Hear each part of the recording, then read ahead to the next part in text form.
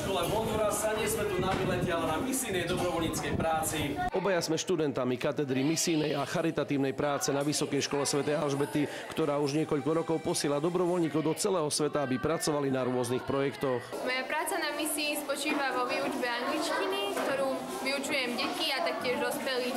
Tento projekt je spojený so Slovenským misijným centrom, ktoré tu v Hondurase vybudovali slovenskí otcovia Vincentíni. Ľudovo povedané, začínali sme na Zelenej lúke. Bol to ako mini prales pri Karibskom mori. Pri takýchto farnostiach existujú po celom svete rôzne projekty. V Hondurase Vincentíni podporujú miestnu komunitu a zriadili aj počítačovú učebňu a podporujú miestny rozvoj. Sme veľmi radi, že tu sú. Je to veľká pomoc, lebo tu sa málo kto odváži ísť. Budeme radi, keď prídu ďalší Slováci.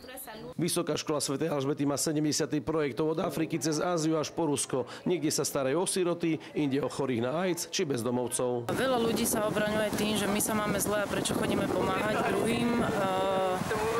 Je to, ako som spomínala, hľadisko človeka, čiže postoj. Spojili sme sa s ďalšími misionármi, napríklad Paťa pôsobí v Južnej Afrike, v Lesote. Staráme sa tu o deti v detskom domove, to buď siroty alebo polosiroty.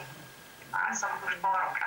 Misionári pracujú väčšinou zadarmo. Na projektoch im je ponúknutá strava a bývanie. Niekedy si aj letenky musia zaplatiť sami. Očkovanie som si musela platiť sama, čo nebolo malý peniaz pre mňa ako pre študentku, ale stálo to určite za to. Pri rozvojovej práci býva niekedy otázne, či nejde o viac škody ako užitku. Misijné centra si však miestni chvália a sú radi, keď v oblasti projekty realizujú.